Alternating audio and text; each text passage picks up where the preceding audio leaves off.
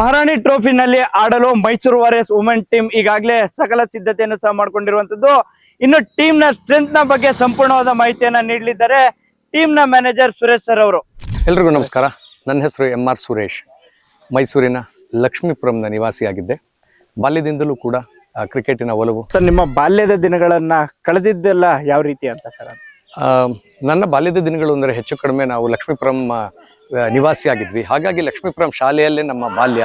ಓದಿದ್ದೆಲ್ಲ ಮೈಸೂರಿನ ಪ್ರತಿಷ್ಠಿತ ಮರಿಮಲ್ಲಪ್ಪ ಶಾಲೆ, ತದನಂತರ ಮರಿಮಲ್ಲಪ್ಪ ಕಾಲೇಜು, ತದನಂತರ ನ್ಯಾಷನಲ್ ಇನ್ಸ್ಟಿಟ್ಯೂಟ್ ಆಫ್ ಇಂಜಿನಿಯರಿಂಗ್. ಇಲ್ಲೆಲ್ಲ ಓದಿ ನಮ್ಮ ಸಂಸ್ಥೆಯ ಸಹಾಯದೊಂದಿಗೆ ನಾನು ಇಂಡಿಯನ್ ಇನ್ಸ್ಟಿಟ್ಯೂಟ್ ಆಫ್ ಮ್ಯಾನೇಜ್ಮೆಂಟ್ ಅಹಮದಾಬಾದಲ್ಲೂ ಕೂಡ ನನ್ನ ವ್ಯಾಸಂಗವನ್ನು ಮಾಡಿದ್ದೆ. ಆದರೂ ಕೂಡ ಕ್ರಿಕೆಟ್ ನನ್ನ ಅವಿಭಾಜ್ಯ ಅಂಗವಾಗಿ ಬಂದ್ಬಿಡ್ತು.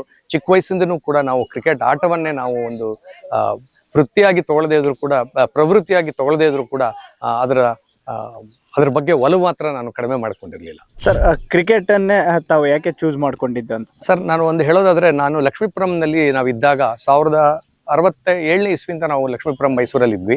ಅಲ್ಲಿ ನಿಮಗೆ ಗೊತ್ತಿರೋ ಹಾಗೆ ಲಕ್ಷ್ಮೀಪುರಂ ಶಾಲೆಯೊಳಗೆ ವಿಕ್ಟ್ರಿ ಕ್ರಿಕೆಟ್ ಕ್ಲಬ್ ಅಂತಿತ್ತು. ಬಹಳ ಪ್ರತಿಷ್ಠಿತ ಕಂಬೈನ್ಡ್ 11 ಅಂತ ಗೀತಾ ರಸ್ತೆ ಇತ್ತು.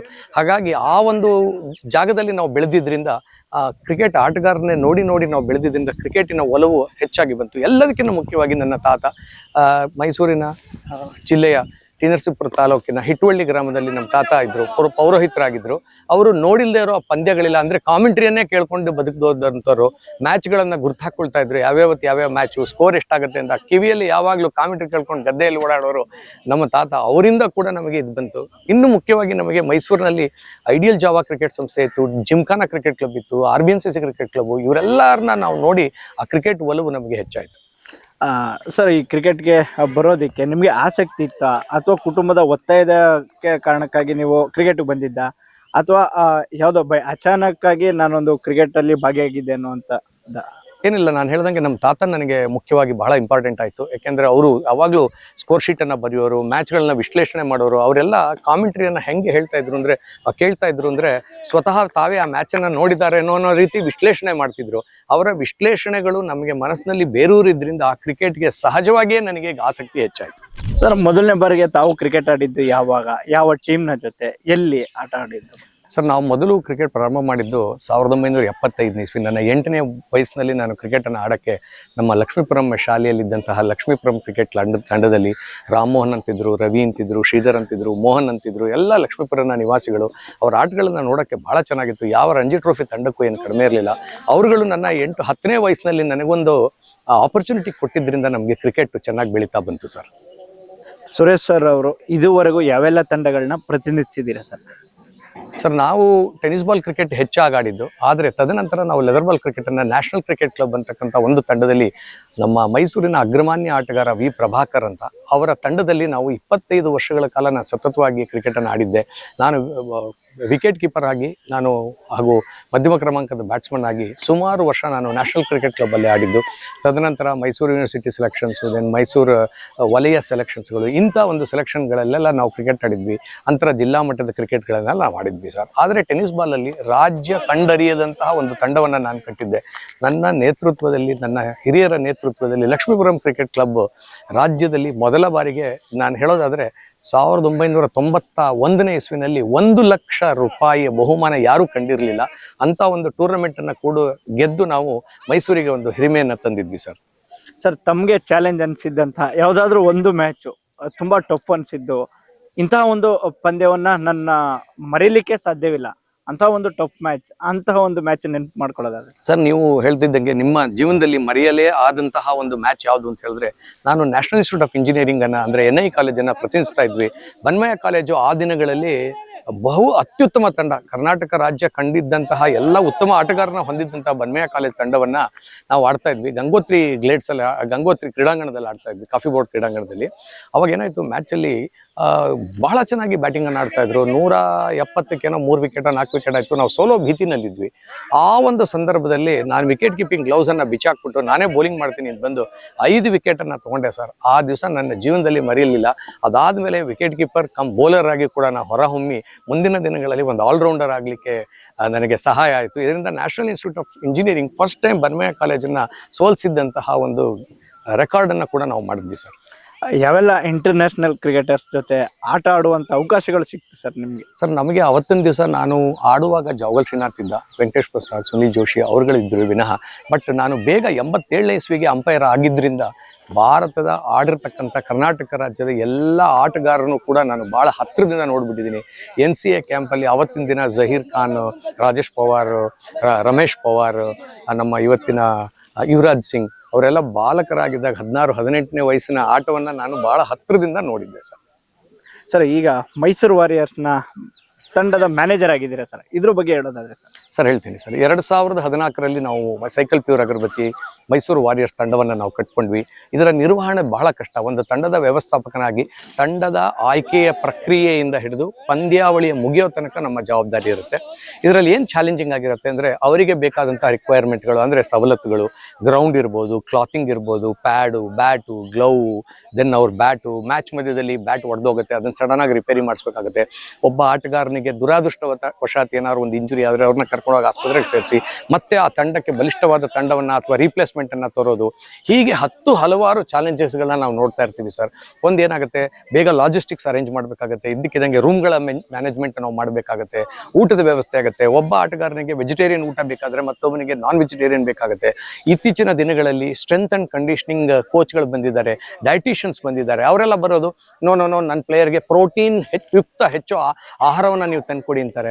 ಆವಾಗ ನಾನು ನೋಡೋಗಿ ಪ್ರೋಟೀನ್ ಬಾರ್ಗಳನ್ನ ತರಬೇಕಾಗುತ್ತೆ, ಪ್ರೋಟೀನ್ ಶೇಕ್ಗಳನ್ನ ತರಬೇಕಾಗುತ್ತೆ. ನೋ ನಮ್ಮ ಈ ಆಟಗಾರರಿಗೆ ಹಣ್ಣೇ ಬೇಕು ಅಂದಾಗ ಹಣ್ಣುಗಳನ್ನ ತಂದ್ಕೊಡ್ಬೇಕಾಗುತ್ತೆ. ಹೀಗೆ ಒಬ್ಬ ವ್ಯವಸ್ಥಾಪಕನಿಗೆ ಸರ್ವಾಂಗೀಣವಾದಂತಹ ಜವಾಬ್ದಾರಿಯನ್ನ ತಂಡ ಕೊಟ್ಟಿರುತ್ತೆ ಸರ್. ಸರ್ ಮೈಸೂರು ವಾರಿಯರ್ಸ್ನ ಮೆನ್ ವುಮೆನ್ ಟೀಮ್ನ ಸ್ಟ್ರೆಂತ್ ಏನು ಸರ್ ಅಂತ?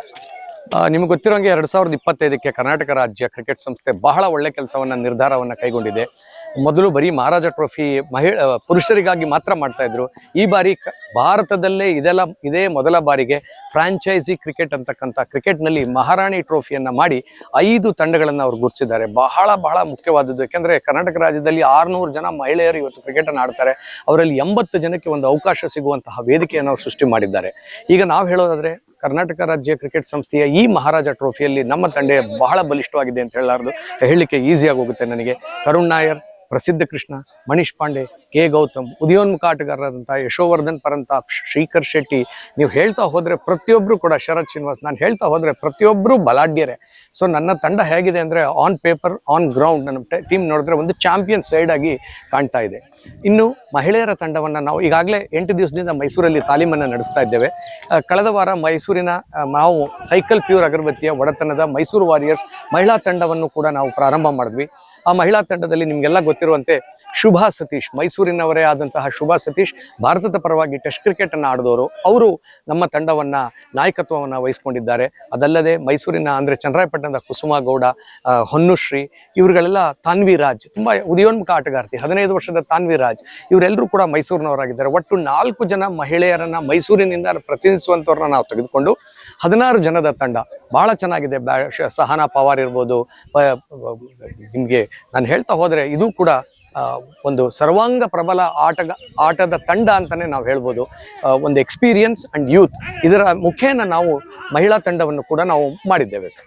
ಮೈಸೂರು ವಾರಿಯರ್ಸ್ ಮೆನ್ ವುಮೆನ್ ಟೀಮ್ನಲ್ಲಿ ಸರ್ ಎಷ್ಟು ಜನ ಮೈಸೂರಿಗರಿಗೆ ಅವಕಾಶ ಸಿಕ್ಕಿದೆ ಸರ್?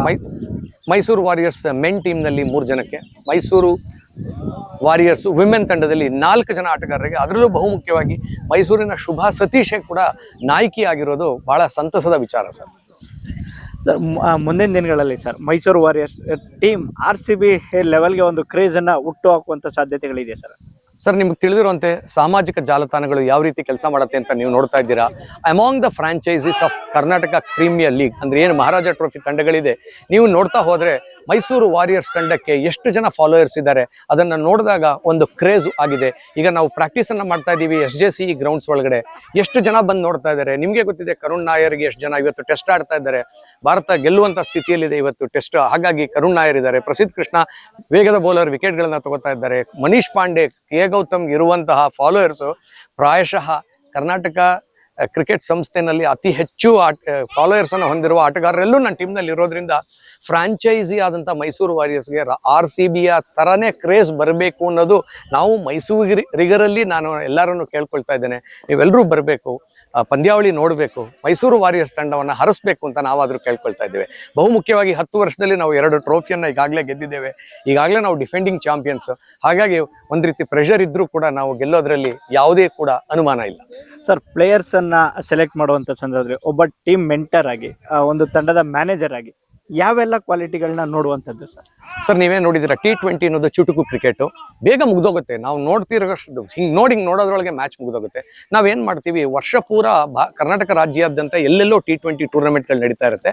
ಮಾನ್ಯತೆ ಪಡೆದ ಟೂರ್ನಮೆಂಟ್ಗಳು, ಕರ್ನಾಟಕ ರಾಜ್ಯದ ಮಾನ್ಯತೆ ಪಡೆದ ಆಟಗಾರರು ಯಾರ್ಯಾರು ಎಲ್ಲೆಲ್ಲಿ ಆಡ್ತಾ ಇದ್ದಾರೆ ಅಂತ ಹೇಳಿ ನಾವು ನೋಡ್ತಾ ಹೋಗ್ತೇವೆ. ಅಲ್ಲಲ್ಲೇ ಟೂರ್ನಮೆಂಟ್ಗೆ ಟ್ಯಾಲೆಂಟ್ ಸ್ಕೌಟ್ ಅಂತ ನನ್ನ ಮೈಸೂರು ವಾರಿಯರ್ಸ್ ತಂಡದ ಸ್ನೇಹಿತರುಗಳು ಅಲ್ಲೆಲ್ಲ ಹೋಗ್ತಾರೆ. ನಮ್ಮ ಸೈಕಲ್ ಪ್ಯೂರ್ ಅಗರಬತ್ತಿಗೆ ನಿಜವಾಗ್ಲೂ ಧನ್ಯವಾದ ಹೇಳಬೇಕಂದ್ರೆ, ಈ ರೀತಿ ಓಡಾಡಲಿಕ್ಕೆ ಕ್ರಿಕೆಟಿನ ಸರ್ವಾಂಗೀಣ ಅಭಿವೃದ್ಧಿಗೆ ನಮಗೆ ಎಂಪ್ಲಾಯಿಗಳಿಗೆ ಅಂದರೆ ಮೈಸೂರು ವಾರಿಯರ್ಸ್ ತಂಡದ ಕೆಲಸ ಮಾಡಿಕೊಂಡು, ಸೈಕಲ್ ಪ್ಯೂರ್ ಅಗರಬತ್ತಿಯ ಕೆಲಸವನ್ನು ಮಾಡಿಕೊಂಡು ನಾವು ಆ ತಂಡವನ್ನು ಕಟ್ಟಲಿಕ್ಕೆ ಬಹಳ ಸಹಾಯಕವಾಗ್ತಿದೆ. ಎಲ್ಲ ಮ್ಯಾಚಲ್ಲೂ ಹೋಗ್ತಾ ಇರ್ತೀವಿ, ಮ್ಯಾಚ್ಗಳನ್ನ ನೋಡ್ತಾ ಇರ್ತೀವಿ, ಸ್ಟ್ಯಾಟಿಸ್ಟಿಕ್ಸನ್ನು ಬರ್ಕೋತಾ ಇರ್ತೀವಿ. ಯಾರು ಯಾವ ಅಂಗದಲ್ಲಿ ಪ್ರಬಲ ಅಂತ, ಕೆಲವರು ಆಲ್ರೌಂಡರ್ ಇರ್ತಾರೆ, ಕೆಲವು ಲೆಫ್ಟ್ ಆಫ್ ಸ್ಪಿನ್ನರ್ಸ್ ಇರ್ತಾರೆ. ಅವರ ಚುಟುಕು ಕ್ರಿಕೆಟಲ್ಲಿ ಯಾವ ರೀತಿ ಮಾಡ್ತಾರೆ ಅನ್ನೋದನ್ನು ನೋಡಿ ಒಂದು ಕಡೆ ಸ್ಟ್ಯಾಟಿಸ್ಟಿಕ್ಸನ್ನು ಇಟ್ಕೊಂಡು ಆ ತಂಡದ ವ್ಯವಸ್ಥಾಪಕನಾಗಿ ಆ ಒಂದು ನಮ್ಮ ಏನು ಕೋಚ್ RX ಮುರಳೀಧರ್ ಇದ್ದಾರೆ, ವಿಜಯ್ ಮದ್ಯಾಲ್ಕರ್, ಹುಡುಗಿಯರ ಟೀಮ್ನಲ್ಲಿ ನಮಗೆ ಕರುಣಾ ಜೈನ್ ಏನಿದ್ದಾರೆ, ಅವರೆಲ್ಲರಿಗೂ ಕೂಡ ನಾವು ಮಾಹಿತಿಯನ್ನು ಕೊಡ್ತಾ ಇರ್ತೀವಿ ಸರ್. ಕ್ರಿಕೆಟ್ನಲ್ಲಿ ಸಾಕಷ್ಟು ಪ್ಲೇಯರ್ಸ್ಗಳು ಪರಿಶ್ರಮವನ್ನು ಹಾಕಿರ್ತಾರೆ. ಈ ಪರಿಶ್ರಮದ ಜೊತೆಗೆ ಕೆಲವೊಂದ್ಸಲ ಲಕ್ಕು ಕೂಡ ಬೇಕು ಅನ್ಸುತ್ತೆ ಸರ್. ನಾನು ಲಕ್ನಲ್ಲಿ ನಂಬಿಕೆ ಇಟ್ಟವನಲ್ಲ sir. Luck favours the brave ಅಂತಾನು. ನೀವು ಎಷ್ಟು ಹೇಗೆ ಪ್ಲಾನಿಂಗ್ ಅನ್ನ ಮಾಡ್ಕೋತೀರಾ, ನಿಮ್ಮ ಪ್ಲಾನಿಂಗು ಪರ್ಫೆಕ್ಟ್ ಆಗಿದ್ರೆ ಆ ಎಕ್ಸಿಕ್ಯೂಷನ್ ಶತಸಿದ್ಧ ಸರ್. ಹಾಗಾಗಿ ಲಕ್ ಅನ್ನೋದು ಬೇಕಾಗುತ್ತೆ, ದೈವೇಚ್ಛೆ ಅದು ಬೇಕೇ ಬೇಕು, ದೇವರ ಆಶೀರ್ವಾದ ಬೇಕೇ ಬೇಕು. ಆ ಒಂದು ಲಕ್ ಅಂತ ನೀವೇನು ಹೇಳ್ತೀರಾ, ಅದೃಷ್ಟ ಅದು ಬೇಕೇ ಬೇಕು. ಆದರೆ ಅದೇ ಮುಖ್ಯ ಅಲ್ಲ, ಪರಿಶ್ರಮ, ಅದರ ಮುಂದಿನ ಅದರಲ್ಲೂ ಕಠಿಣ ಪರಿಶ್ರಮ, ಪ್ರಾಪರ್ ಪ್ಲಾನಿಂಗ್, ಎಕ್ಸಿಕ್ಯೂಷನ್, ನೀವು ಗೆಲ್ಲೋದಂತೂ ಶತಸಿದ್ಧ ಸರ್. ಒಬ್ಬ ಒಳ್ಳೆ ಪ್ಲೇಯರ್ಸ್ಗಳಿಗೆ ಇರಬೇಕಾದಂಥ ಕ್ವಾಲಿಟೀಸ್ಗಳೇನು ಸರ್? ಒಬ್ಬ ಒಳ್ಳೆ ಕ್ರಿಕೆಟ್ ಆಟಗಾರರಿಗೆ ಇವತ್ತು ಪೇಷನ್ಸ್ ಬಹಳ ಮುಖ್ಯ, ದೃಢ ಸಂಕಲ್ಪ, ತನ್ನನ್ನು ತಾನು ನಂಬಬೇಕು sir. He should have self confidence. And ಕೋಚ್ಗಳು ಏನು ಹೇಳ್ಕೊಡ್ತಾರೋ ಅದನ್ನ ತಕ್ಕ ಮಟ್ಟಿಗೆ ತಿಳ್ಕೊಂಡು ನಿನ್ನಲ್ಲಿರ್ತಕ್ಕಂಥ ಎಬಿಲಿಟಿಗಳನ್ನ ಹೋಗಿ ಎಕ್ಸ್ಪ್ರೆಸ್ ಮಾಡಬೇಕು. ನಂಗೆ ಆಟ ಬರುತ್ತೆ, ನಾನು ಮ್ಯಾಚಲ್ಲಿ ಆಡಲ್ಲ ಅಂದರೆ ಹಲವಾರು ನಿದರ್ಶನಗಳನ್ನ ನೋಡಿದ್ದೀರಾ. ನೆಟ್ಸಲ್ಲಿ ದೊಡ್ಡ ಪ್ಲೇಯರು, ಆದರೆ ಮ್ಯಾಚಲ್ಲಿ ಹೋದ್ರೆ 0 ಹೊಡಿತಿರ್ತಾರೆ. ಅದು ದೃಢ ಸಂಕಲ್ಪ ಮಾಡ್ಕೋಬೇಕು, ಕಠಿಣ ಪರಿಶ್ರಮ ಮಾಡಬೇಕು, ಬಹಳ ಮುಖ್ಯವಾಗಿ ತನ್ನನ್ನು ತಾನು ನಂಬಬೇಕು. ಅವರ ಆಟದ ಬಗ್ಗೆ ಅವರಿಗೆ ನಂಬಿಕೆ ಇದ್ರೆ ಖಂಡಿತವಾಗ್ಲೂ ಅವರಿಗೆ ಅದರಲ್ಲಿ ಗೆಲುವು ಶತಸಿದ್ಧ ಸರ್. ಮಹಾರಾಣಿ ಟ್ರೋಫಿಗೆ ಮೈಸೂರು ವಾರಿಯರ್ಸ್ ತಂಡ ಯಾವ ರೀತಿ ಸಜ್ಜಾಗಿದೆ ಸರ್? ಸರ್, ನೀವು ಕಂಡಂಗೆ ಮೈಸೂರಿನಲ್ಲಿ ಮಹಾರಾಣಿ ಟ್ರೋಫಿಗೆ ಈಗಾಗಲೇ ನಾವು 7 ದಿವಸದಿಂದ ಮಾಡ್ತಾ ಇದ್ದೀವಿ, ಪ್ರಾಕ್ಟೀಸ್ ಅನ್ನ ಮಾಡ್ತಾ ಇದ್ದೀವಿ. ಆಲ್ರೌಂಡ್ ಎಬಿಲಿಟಿ ಇದೆ ತಂಡ. ಲೆಫ್ಟ್ ಆಫ್ ಸ್ಪಿನ್ನರ್ಸ್ 3 ಜನ ಇದ್ದಾರೆ, ಮೀಡಿಯಂ ಪೇಸರ್ಸ್ 3 ಜನ ಇದ್ದಾರೆ, 2 ವಿಕೆಟ್ ಕೀಪರ್ ಇದ್ದಾರೆ, ಟಾಪ್ ಆರ್ಡರ್ಲಿ 3 ಜನ ಬ್ಯಾಟ್ಸ್ಮನ್ಗಳಿದ್ದಾರೆ. ಹಾಗಾಗಿ ಕರ್ನಾಟಕ ರಾಜ್ಯದಲ್ಲಿ ಇದೇ ಮೊದಲ ಬಾರಿಗೆ ಈ ಮಹಾರಾಣಿ ಟ್ರೋಫಿ ನಡೀತಾ ಇರೋದ್ರಿಂದ ನಾವು ಕೂಡ ಇದಕ್ಕೆ ನಮಗೆ ಅನುಭವ ಕೊರತೆ ಇತ್ತು. ಆದರೂ ನೋಡಿರ್ತಕ್ಕಂಥ ಆಟಗಾರರಲ್ಲಿ ಉತ್ತಮ ತಂಡವನ್ನ, ನಾವಾದರೂ ಬಲಿಷ್ಠ ತಂಡವನ್ನ ನಾವು ತೆಗೆದುಕೊಂಡಿದ್ದೇವೆ. ಮುಂದಿನ ದಿನಗಳಲ್ಲಿ ಅದರ ರಿಸಲ್ಟ್ ನಿಮಗೆ ಗೊತ್ತಾಗೋದ್ರಲ್ಲಿದೆ. ನಾವಂತೂ ಅನ್ಕೊಂಡಿದ್ದೀವಿ 10ನೇ ತಾರೀಕು ಟ್ರೋಫಿಯನ್ನ ಗೆಲ್ತೇವೆ ಅಂತ. ಬ್ಯಾಟಿಂಗ್, ಬೌಲಿಂಗ್, ಫೀಲ್ಡಿಂಗ್ ಈ 3ರಲ್ಲಿ ಮೈಸೂರು ವಾರಿಯರ್ಸ್ ತಂಡ ತುಂಬಾ ಸ್ಟ್ರಾಂಗ್ ಅನ್ನುವಂಥದ್ದು ಯಾವ ಒಂದು ಇದೆ ಸರ್? ಈಗ ನೀವು ಕೇಳಿದ್ರಿ ಬ್ಯಾಟಿಂಗ್, ಬೌಲಿಂಗ್, ಫೀಲ್ಡಿಂಗ್ ಅಂತ. ನಾವು ತಗೊಂಡಿರೋದೇ 5 ಜನ ಪೂಲ್ ಎ ಪ್ಲೇಯರ್ಸ್. ಸೊ ನಮ್ಮ ಟೀಮಲ್ಲಿ 16 ಜನದಲ್ಲಿ ಪೂಲ್ ಎ ಅಂದ್ರೆ ಕರ್ನಾಟಕ ರಾಜ್ಯವನ್ನ ಈಗಾಗಲೇ ಪ್ರತಿನಿಧಿಸಿರುವಂತಹ ಆಟಗಾರನೇ ತಗೊಂಡಿರೋದ್ರಿಂದ ಅನುಭವ ಇದೆ ತಂಡದಲ್ಲಿ. ಸಾಕಷ್ಟು ದೊಡ್ಡ ಮ್ಯಾಚಿನ ಅನುಭವ ಇರೋದ್ರಿಂದ ಆ ಅನುಭವ ನಮಗೆ ಆಲ್ರೌಂಡ್ ಎಬಿಲಿಟಿಯನ್ನು ಕೊಟ್ಟಿದೆ ಅಂತ ಹೇಳಿದ್ರೆ ತಪ್ಪಾಗ್ಲಾರ್ದು ಸರ್. ಸರ್, ಇತ್ತೀಚಿನ ದಿನಗಳಲ್ಲಿ ಕ್ರಿಕೆಟ್ ಅಂತಂದ್ರೆ ಒಂದು ದೊಡ್ಡ ಮಟ್ಟದ ಫೀವರ್. ಆ ನಿಟ್ಟಿನಲ್ಲಿ ಕ್ರಿಕೆಟ್ ಆಡೋಕೆ ಬರುವಂತ ಪ್ಲೇಯರ್ಸ್ಗಳಿಗೆ, ಆಟಗಾರರಿಗೆ, ಯುವ ಸಮುದಾಯಕ್ಕೆ ಯಾವ ರೀತಿಯ ಮೆಸೇಜ್ ಹೇಳಕ್ ಬಯಸ್ತೀರಾ ಸರ್ ಕ್ರಿಕೆಟ್ ಬಗ್ಗೆ ಹೇಳೋದು? ಸರ್, ಇತ್ತೀಚಿನ ದಿನಗಳಲ್ಲಿ ನಿಮ್ಗೆ ಗೊತ್ತಿರುವ ಕ್ರಿಕೆಟ್ ಒಂದು ಬಹಳ ಮುಖ್ಯವಾಗಿದೆ. ಕ್ರಿಕೆಟ್ ಇಸ್ ಎ ರಿಲಿಜನ್ ಅಂತಾನೆ ಹೇಳ್ಬೋದು ಭಾರತದಲ್ಲಿ. ಹಾಗಾಗಿ ಎಲ್ಲ ಪೇರೆಂಟ್ಸ್ಗೂ ಅವ್ರ ಮಕ್ಕಳಿಗೆ ಕ್ರಿಕೆಟನ್ನೇ ಆಡಿಸ್ಬೇಕು ಅಂತಕ್ಕಂಥ ಆಸೆ ಇದೆ. ನಾನು ಏನು ಹೇಳೋದು ಅಂತಂದ್ರೆ, ಮೊದಲನೇದಾಗಿ ಉತ್ತಮ ಕೋಚ್ ಬೇಕು, ಡಿಸಿಪ್ಲಿನ್ ಬೇಕು, ಮುಖ್ಯವಾಗಿ ಸದೃಢವಾಗಿರ್ಬೇಕು. ನಾವು ಊಟನೇ ಮಾಡಲ್ಲ, ವ್ಯಾಯಾಮನೇ ಮಾಡಲ್ಲ, ಸುಮ್ಮನೆ ಬಂದು ಕ್ರಿಕೆಟ್ ಆಡ್ತೀವಿ ಅಂದ್ರೆ ಅದು ನಡೆಯೋಲ್ಲ ಸರ್. ಸೊ ಹಾಗಾಗಿ ಇವತ್ತಿನ ಮಕ್ಕಳಿಗೆ ಏನು ಹೇಳೋದು ಅಂದ್ರೆ, ಡಿಸಿಪ್ಲಿನ್ ಕ್ರಿಕೆಟ್ ಆಡಬೇಕು, ಕಠಿಣ ಪರಿಶ್ರಮ ಮಾಡಬೇಕು, ತರಬೇತುದಾರರು ಅದನ್ನ ಏನು ಹೇಳ್ಕೊಡ್ತಾರೋ ಮಾಡಬೇಕು, ಪಿಚ್ ನಲ್ಲಿ ಅದನ್ನ ಎಕ್ಸಿಕ್ಯೂಟ್ ಮಾಡಬೇಕು ಅಂತ ನಾನು ಹೇಳ್ತೇನೆ ಸರ್. ಈ ಗಲ್ಲಿ ಕ್ರಿಕೆಟ್ಗೂ ಇಂಟರ್ನ್ಯಾಷನಲ್ ಕ್ರಿಕೆಟ್ಗೂ ಇರುವಂತ ಒಂದಷ್ಟು ಡಿಫ್ರೆನ್ಸ್ಗಳು ಹೆಂಗೆ ಸರ್?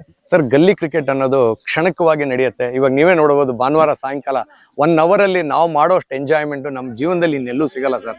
ನಾವು ಯಾವುದೇ ದೇಶದಲ್ಲಿ ಇದ್ರೂ ಕೂಡ, ಯಾವುದೇ ಊರಲ್ಲಿ ಇದ್ರೂ ಕೂಡ, ಇದು 1 ಗಂಟೆ ಕಾಲ 2 ಅವರ್ಸ್ಗೆ ಓಡ್ ಬರ್ತೀವಿ. ದಟ್ಸ್ ದ ಬ್ಯೂಟಿ ಆಫ್ ಗಲ್ಲಿ ಕ್ರಿಕೆಟ್. ಇಲ್ಲಿ ಎಲ್ಲರೂ ಇರ್ತಾರೆ, ಎಲ್ಲ ಫ್ರೆಂಡ್ ಆಗಿರ್ತಾರೆ.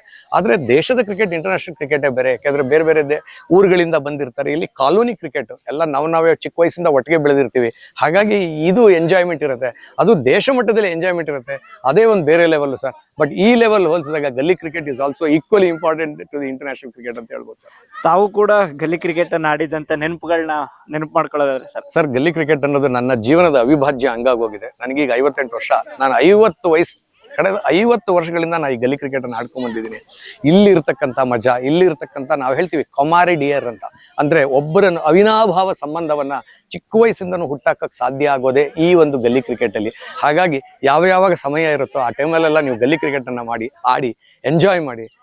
ಏನು ಇಲ್ಲ ಸರ್, ಸಣ್ಣ ಸಣ್ಣ ಗೆಲುವಿನ ಕ್ಷಣಗಳು ನಿಮ್ಮನ್ನ ಮೆಂಟಲಿ ಸದೃಢನಾಗಿ ಮಾಡುತ್ತೆ ಸರ್. ಯಾರು ಕೇಳಿದ್ರೆ ನೀವು ಹೇಗೆ ಮೆಂಟಲಿ ಆರಾಮಕ್ಕೆ ಇರ್ತೀರಾ ನೀವು ಅಂತ, ಇಂಥ ಸಣ್ಣ ಸಣ್ಣ ಕ್ಷಣಗಳೇ ನಮಗೆ ಆ ಮೆಂಟಲ್ ಸ್ಟೆಬಿಲಿಟಿಯನ್ನು ಕೊಡುತ್ತೆ. ಹಾಗಾಗಿ ಗಲ್ಲಿ cricket is very important. Suresh sir ಅವರು ಅಂಪೈರ್ ಆಗಿ, ಕ್ರಿಕೆಟ್ ಪ್ಲೇಯರ್ ಆಗಿ, ಮ್ಯಾನೇಜರ್ ಆಗಿ, ಟೀಮ್ನ ಮೆಂಟರ್ ಆಗಿ ಸಾಕಷ್ಟು ಒಂದಷ್ಟು ಸ್ಥಾನಗಳನ್ನ ನಿಭಾಯಿಸಿದ್ರೆ ಸರ್. ಅದರಲ್ಲಿ ತಮಗೆ ಖುಷಿ ಕೊಟ್ಟಂತ, ನಾನು ಈ ಒಂದು ಅಂಪೈರ್ ಆಗಿ, ಕ್ರಿಕೆಟ್ ಪ್ಲೇಯರ್ ಆಗಿ ಇದು ನನಗೆ ಸಾಕಷ್ಟು ತೃಪ್ತಿ ಕೊಟ್ಟಿದೆ, ಸಂತೋಷ ತಂದು ಕೊಟ್ಟಿದೆ ಅನ್ನೋದಾದ್ರೆ ಯಾವ್ದ್ರ ಬಗ್ಗೆ ಹೆಚ್ಚಿನ? ನಾನು ಆಗ್ಲೇ ಹೇಳಿದಾಗೆ ಚಿಕ್ಕ ವಯಸ್ಸಲ್ಲಿ ಪ್ರಾಯಶಃ ನನ್ನ ಹಣೆಯಲ್ಲಿ ಬರ್ದ್ಬಿಟ್ಟಿತ್ತು ಅಂತ ಕಾಣುತ್ತೆ, ಕ್ರಿಕೆಟ್ ನಿನ್ನ ಒಂದು ಅವಿಭಾಜ್ಯ ಅಂಗ ಅಂತ. ಹಾಗಾಗಿ ನಾನು ಒಂದು ಆಟಗಾರನಾಗಿ, ತೀರ್ಪುಗಾರನಾಗಿ, ವ್ಯವಸ್ಥಾಪಕನಾಗಿ, ಮೆಂಟರ್ ಆಗಿ, ಅಡ್ಮಿನಿಸ್ಟ್ರೇಟರ್ ಆಗಿ ಕ್ರಿಕೆಟಿನ ಪ್ರತಿ ಕ್ಷಣಗಳನ್ನು ಕೂಡ ನಾನು ಬಹಳ ಖುಷಿಯಿಂದ ಕೆಲಸ ಮಾಡಿದ್ದೇನೆ. ನಮಗೆ ದೇವ್ರ ಇಚ್ಛೆ ಇದ್ರೆ ಮುಂದಿನ ದಿನಗಳಲ್ಲೂ ಕೂಡ ನಾವು ಎಷ್ಟು ಸಾಧ್ಯನೋ ಅಷ್ಟು ಕ್ರಿಕೆಟ್ಗೆ ನಾವು ಕೆಲಸವನ್ನ ಮಾಡಬೇಕು ಅನ್ನೋದು ನಾನಂತೂ ದೃಢ ಸಂಕಲ್ಪ ಮಾಡ್ಕೊಂಡಿದ್ದೇನೆ. ಅದರಲ್ಲಿ 2 ಮಾತಿಲ್ಲ. ಏನು ಅಂದ್ರೆ ಈ ಒಂದು ಅನುಭವ, ಆಟ ಆಡಿರುವ ಅನುಭವ, ನೋಡಿರುವ ಅನುಭವ, ತೀರ್ಪುಗಾರನಾಗಿ ಕೆಲಸ ಮಾಡಿರೋ ಅನುಭವ, ಅಡ್ಮಿನಿಸ್ಟ್ರೇಟರ್ ಆಗಿ ಕೆಲಸ ಮಾಡಿರೋ ಅನುಭವ, ಎಲ್ಲಕ್ಕಿಂತ ಸೆಲೆಕ್ಟರ್ ಆಗಿ ಮಾಡಿರ್ತಕ್ಕಂಥ ಅನುಭವ, ಇವೆಲ್ಲವೂ ಕೂಡ ಕ್ರಿಕೆಟ್ಗೆ ಒಳ್ಳೇದಾಗುತ್ತೆ. ನಾವಂತೂ ಆತ್ಮತೃಪ್ತಿಯಿಂದ ಈ ಒಂದು ಕೆಲಸವನ್ನ ಮಾಡ್ತಾ ಇದ್ದೇನೆ ಅಂತ ಹೇಳಿದ್ರೆ ತಪ್ಪಾಗ್ಲಾರ್ದು ಸರ್. ಮೆಂಟರ್ ಆಗಿ, ಮ್ಯಾನೇಜರ್ ಆಗಿ, ಕ್ರಿಕೆಟರ್ ಆಗಿ ಸಾಕಷ್ಟು ವಿರೋಧಗಳನ್ನು ಸಹ ಎದುರಿಸಿದಿರುವಂತ ವಿಚಾರಗಳ ಬಗ್ಗೆ ಹೇಳೋದಾದ್ರೆ ಸರ್? ಸರ್ ಕ್ರಿಕೆಟ್ ಆಡುವಾಗ ಅಥವಾ ಯಾವುದೇ ಒಂದು ಆಟದಲ್ಲಿ ಅಥವಾ ಸಾರ್ವಜನಿಕ ಜೀವನದಲ್ಲಿ ನಿಮಗೆ ಎದುರಾಳಿಗಳು ಇದ್ದೇ ಇರ್ತಾರೆ, ಈ ಎದುರು ಮಾತಾಡೋರು ಇರ್ತಾರೆ. ನಾವು ಅದ್ರ ಬಗ್ಗೆ ತಲೆ ಕೆಡಿಸ್ಕೊಳ್ಬಾರ್ದು ಸರ್. ನಮ್ಮ ಗುರಿ ಒಂದೇ. ನಿಮಗೆ ನೀವು ಕೇಳಿರ್ತೀರಾ, ಗುರಿಯನ್ನ ನೋಡಿ ನೀವು ಕೆಲಸ ಮಾಡುವಂತ. ಆ ಗುರಿನಲ್ಲಿ ನೀವು ಕೆಲಸ ಮಾಡ್ತಾ ಹೋದ್ರೆ ಅವ್ರು ಯಾರು ಆಡ್ಕೊಳ್ಳೋರು ಇರ್ತಾರೆ, ಅವ್ರು ಆಡ್ಕೋತಾ ಇರ್ತಾರೆ. ನಾವು ರಿಸಲ್ಟ್ ಅಲ್ಲಿ ತೋರಿಸ್ತಾ ಇರ್ತೀವಿ, ಟೂರ್ನಮೆಂಟ್ ಅನ್ನ ಗೆಲ್ತಾ ಇರ್ತೀವಿ, ಏಬಲ್ ಅಡ್ಮಿನಿಸ್ಟ್ರೇಟರ್ ಆಗಿರ್ತೀವಿ, ಒಳ್ಳೆ ಟೀಮನ್ನ ಸೆಲೆಕ್ಟ್ ಮಾಡಿರ್ತೀವಿ, ಒಳ್ಳೆ ಆಟಗಾರನ್ನ ನಾವು ಉದ್ಭವ ಮಾಡಿರ್ತೀವಿ. ಹಾಗಾಗಿ ಅದೇನು ಮಾಡೋಕ್ಕಾಗಲ್ಲ. ಪೀಪಲ್ ಎನ್ವಿಯಸ್ ಅಂದ್ರೆ ನಮ್ಮನ್ನು ನೋಡಿ ಓ ಇವರೇ ಮಾಡ್ತಾ ಇದ್ದಾರೆ ಅಂತಕ್ಕಂಥ ಭಾವನೆ ಬರುತ್ತೆ. ಅದೆಲ್ಲ ಬರೋದೇನೆ ದೃಢ ಸಂಕಲ್ಪ ಮತ್ತು ಕಠಿಣ ಪರಿಶ್ರಮ.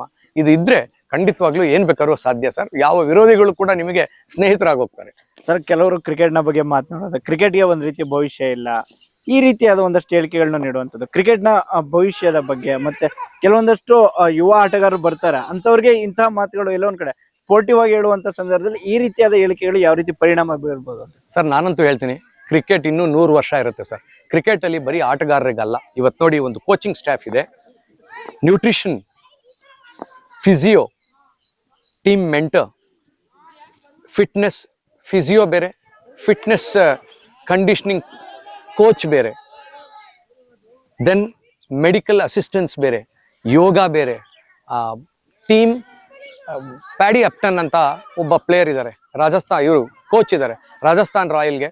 ಮತ್ತೆ ಮೆಂಟಲ್ ಕಂಡೀಷನರ್ ಅಂತ ಈಗ ನಮ್ಮ ತಂಡದಲ್ಲಿ ಸಂಜನಾ ಕಿರಣ್ ಅಂತ ಇಂಟರ್ನ್ಯಾಷನಲ್. ಸೊ ನೀವು ಬರೀ ಕ್ರಿಕೆಟ್ ಆಟ ಅಂತ ನೋಡ್ಬೇಡಿ, ನೀವು ಕ್ರಿಕೆಟ್ ಅನ್ನ ನೋಡೋದಾದ್ರೆ ಒಂದು ದೊಡ್ಡ ಬಿಸ್ನೆಸ್ ಇದೆ. ಸೊ ಹಾಗಾಗಿ ಕ್ರಿಕೆಟ್ ಇಲ್ಲಿ ಇರುತ್ತೆ, ಕ್ರಿಕೆಟ್ನಲ್ಲಿ ಬಿಸ್ನೆಸ್ ಇದೆ, ಆಟನೂ ಇದೆ, ನಿಮಗೆ ಸಂತೋಷನೂ ಇದೆ, ತನ್ಮೂಲಕ ಗಳಿಕೆಯೂ ಇದೆ ಸರ್. ನೀವು ಪ್ರೊಫೆಷನ್ ಆಗಿ ಕ್ರಿಕೆಟ್ ಅನ್ನ ತಗೋಬಹುದು, ಬರೀ ಆಟಗಾರನಾಗಲ್ಲ, ನೀವು ಒಂದು ಕ್ರಿಕೆಟ್ ತಂಡದ ಮ್ಯಾನೇಜ್ಮೆಂಟ್ ಆಗು ಕೂಡ ಇವತ್ತಿನ ಮಕ್ಕಳು ನಾನು ನೋಡ್ತಾ ಇದ್ದೀನಿ. ಸ್ಪೋರ್ಟ್ಸ್ ಮ್ಯಾನೇಜ್ಮೆಂಟ್ ಕೋರ್ಸ್ಗಳಿದೆ. ಸ್ಪೋರ್ಟ್ಸ್ ಮ್ಯಾನೇಜ್ಮೆಂಟ್ ಕೋರ್ಸ್ ಮಾಡಿದಂತ ನಮ್ಮ ತಂಡದ ನನ್ನ ತಂಡದಲ್ಲಿ ಅಸಿಸ್ಟೆಂಟ್ ಮ್ಯಾನೇಜರ್ ಇದ್ದಾರೆ. ಸೊ ಹಾಗಾಗಿ ಮಕ್ಕಳಿಗೆ ಸ್ಪೋರ್ಟ್ಸ್ ಅನ್ನ ಎನ್ಕರೇಜ್ ಮಾಡಬೇಕು, ಅವ್ರಿಗೆ ಡಿಸಿಪ್ಲಿನ್ ಬರುತ್ತೆ, ಇದರಲ್ಲೂ ಒಂದು ಜೀವನದಲ್ಲಿ ಪ್ರವೃತ್ತಿಯಾಗಿ ಅವ್ರು ಮಾಡ್ಕೊಳ್ಬಹುದು ಅನ್ನೋದಂತೂ ಶತಸಿದ್ಧ ಸರ್. ಸುರೇಶ್ ಸರ್ ಅವ್ರಿಗೆ ತುಂಬಾ ಇಷ್ಟವಾಗುವಂತ ಆಟಗಾರ ತಾವು ಯಾರನ್ನು ಇಷ್ಟಪಡುವಂಥದ್ದು ಸತ್ತಾಗ?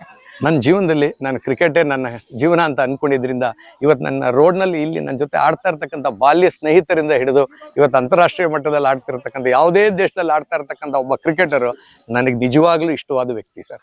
ಇಂಥ ಕ್ರಿಕೆಟರ್ ಅಂತಿಲ್ಲ, ಯಾವನ್ ಕ್ರಿಕೆಟ್ ಆಡ್ತಾನೋ ಅವ್ನು ನನಗೆ ಇಷ್ಟ ಸರ್. ಸರ್ ಇವತ್ತು ಮೈಸೂರು ವಾರಿಯರ್ಸ್ ತಂಡ ಬಂದಿದೆ ಅನ್ನೋದಕ್ಕೆ ಹರ್ಷರಂಗ ಸರ್ ಕಾರಣ.